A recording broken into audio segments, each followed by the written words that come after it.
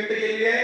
त्यानंतर मी यानंतर सन्माननीय ज्यांचा सत्कार या ठिकाणी झाला त्याच्या अगोदर विधान परिषदेचे आमदार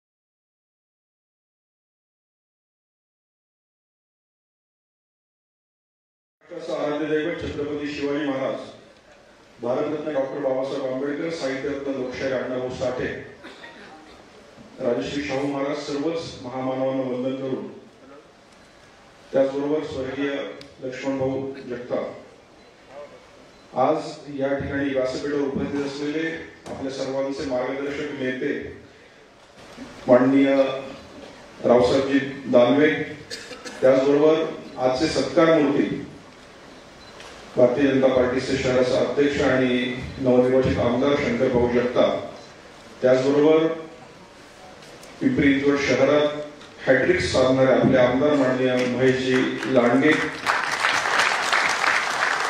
आपले भाजपचे कार्यकारी अध्यक्ष आपले मित्र माननीय शत्रुघ्नजी काटे, महाराष्ट्राचे आपले युवा अध्यक्ष युवा नेते अमोलजी मोरे, राजेशजी पिल्ले, माननीय आपले मार्गदर्शक अमरजी साबळे, सदाशिवजी खाडे, सर्वच या ठिकाणी उपस्थित असलेले महामंत्री, सरचिटणीस, सर्व नगरसेवक आणि या ठिकाणी खास करून उपस्थित असलेले आपले मित्र पक्षाचे आरपीआयचे अध्यक्ष आमचे मित्र माननीय कुणालजी वाळ।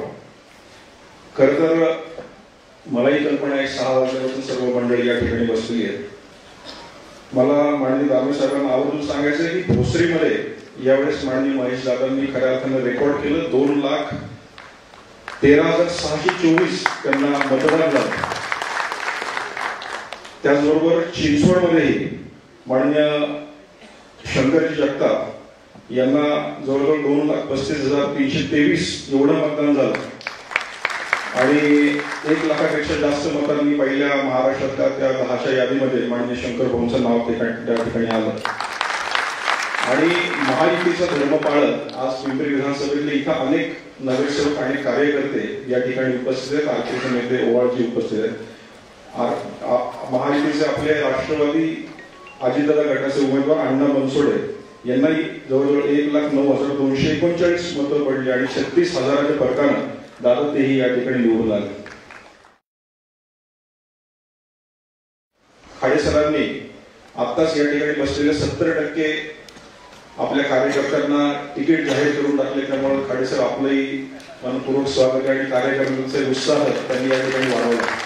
पण भारतीय जनता पार्टीचा हा जो विजय आहे दादा, ज्यावेळेस निवडणूक लागली त्यावेळेस भोसरी असेल चिंचवड असेल उमेदवार आपले जाहीर झाल्यानंतर सर्व विरोधक आणि सर्व स्तरावरून म्हटलं जात होतं की आता महेश दादांचं काही खरं नाही, शंकर जगतापांचं काही खरं नाही आणि यावेळेस काही आपले उमेदवार येत नाही आणि अशा प्रकारच्या अनेक वाईट गोष्टी या सोशल मीडियाच्या माध्यमातून हे विरोधक पेरत राहिले आणि पेरल्यानंतर विरोधकांना कल्पना नव्हती आमचे नेते तर ताकदवार आहेच, त्याचबरोबर आमचे कार्यकर्ते आणि भाजपचा बूथपर्यंतचा कार्यकर्ता सक्षम आहे हे त्यांना कल्पनाच नव्हती।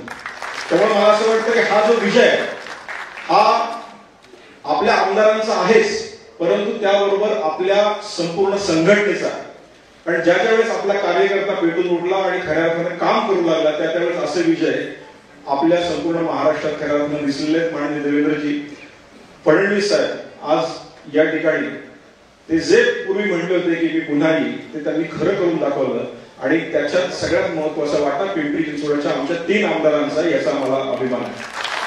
दादा मला आनंद होतोय की ज्यावेळेस माझी या ठिकाणी विधान परिषदेवर नियुक्ती झाली, मला सर्वप्रथम ही माझी बातमी कोणी दिली असेल तर दानवे दादांनी दिली। तुम्हाला आठवत असेल कारण मी माझ्या कामासाठी महाजनांच्या ठिकाणी लाईनीत उभा होतो आणि त्या गर्दीत उभा असताना दरवाजा उघडला, दानवे साहेबांनी मला पाहिलं, मला आतमध्ये उडून घेतलं, म्हटलं तू एवढा इथे करतो काय, तू विधान परिषद आमदार झाला आणि शपथ दादा मला माहित नव्हतं आणि तुम्ही मला असं वाटलं चेष्टा करताय का, पण आपण दोघांनी समजून सांगितलं की बाहेर पडल्यानंतर मला कळलं की नाही खरंच विधान परिषदेत मी आमदार झालोय। सांगण्याचं इंटेन्शन असं आहे की भारतीय जनता पार्टी असा पक्ष आहे की इथं मागे तरी काही मिळत नाही, आपल्या कामाने 100% मिळतं. त्यामुळे या पिंपरी चिंचवड शहरात महानगरपालिका आणण्याचं काम असेल आणि प्रत्येकाला ताकद देण्याचं काम आपल्या आमदारांनी केले. त्यामुळे मला असं वाटतं खात्रीपूर्वक येणाऱ्या 2 ते 3 दिवसात या ठिकाणी मंत्रिपद आल्याशिवाय राहणार नाही. मला एक अत्यंत आनंद आहे, विधान परिषद ज्यावेळेस इलेक्शन लागली त्यावेळेस आपण सर्वांनी माननीय महेश दादा यांना निवडून दिलं आणि महेश दादा निवडून दिलं. मला अजूनही आठवतंय महेश दादांनी माननीय फडणवीस साहेबांना सांगितलं की मला अमितला मतदान करायचं. दानवे दादा आपल्या चिरंजीवांचं आणि महेश दादांचं त्यावेळेस एक मतदान मला पडलं आणि त्यामुळे मी आमदार झालो. त्यामुळे मला तोही आनंद आहे की आज मला आपण सर्वांनी लांडगेंना, दानवे साहेबांना, जगतापांना मतदान जरी केलं असेल तरी त्यांचंही मतदान मला पडलं, याचा गर्व मला आहे. त्यामुळे येणाऱ्या काळामध्ये महानगरपालिकेचे इलेक्शन या सर्वांच्या नेतृत्वात माननीय अमरजी सावळे असतील, माननीय खाडेसर असतील, कारण अनेक जण असं म्हणतात की पिंपरी चिंचवडमध्ये बरंच काही दिलं जातं, बरंच काही मिळतं, मग इकडची जमीनच सुपीक आहे. पण मला ते सर्वांना सांगायचं, जमीन सुपीक जरी असली तरी कष्टही तेवढेच आहेत. कारण ज्या जमिनीत कष्ट असतात त्याच ठिकाणी पीक उगतं आणि या ठिकाणी प्रत्येक वेळेस कष्ट आमच्या सर्व कार्यकर्त्यांनी केले. त्यामुळे येणाऱ्या काळामध्ये आमचा प्रत्येक कार्यकर्ता, लहान थोर कार्यकर्ता असेल, त्याच्याकडे खऱ्या अर्थानं बघितलं जाईल. आणि आज मला असं वाटतं की आज दानवे साहेब आपण वेळात वेळ काढून या ठिकाणी आला आणि आपण जो आमच्या आमदारांचा तुमच्या असं जो सन्मान झाला तो आमच्यासाठी खूप मोठा बहुमान आहे. कारण माननीय दानवे साहेबांचं भाषण आपल्याला ऐकायचंय, त्यांची भाषण म्हणजे स्फूर्ती असते आणि तो सगळा अनुभव असतो आणि त्या अनुभवाचा बोलबाला म्हणजे आज आपल्याला येणारा खऱ्या अर्थानं स्फूर्ती आहे. मला असं वाटतं उद्याची येणारी महानगरपालिका आणि या महानगरपालिकेला पुन्हा एकदा आपल्याला भारतीय जनता पार्टीचं सरकार या महापालिकेत आणायचं असेल तर त्याची सुरुवात आज माननीय दानवे दादांच्या भाषणाने होईल. कारण त्यांचं भाषण आमच्या सर्वांसाठी स्फूर्तीदायी असेल. त्यामुळे मी जास्त वेळ बोलणार नाही. दानवे साहेब आपण या ठिकाणी वेळात वेळ काढून आलात आणि आमदारांचा आपण जो सत्कार केला त्याबद्दल मीही आपला आभार मानतो. आणि या सर्वांच्या व्यासपीठावर असलेल्या सर्वांच्या नेतृत्वात उद्याची महापालिका आणि समोर बसलेल्या कार्यकर्त्यांच्या नेतृत्वात ही महापालिका लढली जाईल. आणि ज्यावेळेस महापालिकेत एक हाती सत्ता येईल त्यावेळेस दानवे साहेबांचा पब्लिकली पुन्हा एकदा आपण त्यांना या ठिकाणी निमंत्रित करू आणि पब्लिकली त्यांचं भाषण आपल्याला ऐकायला नक्की आवडेल. धन्यवाद. जय हिंद, जय महाराष्ट्र.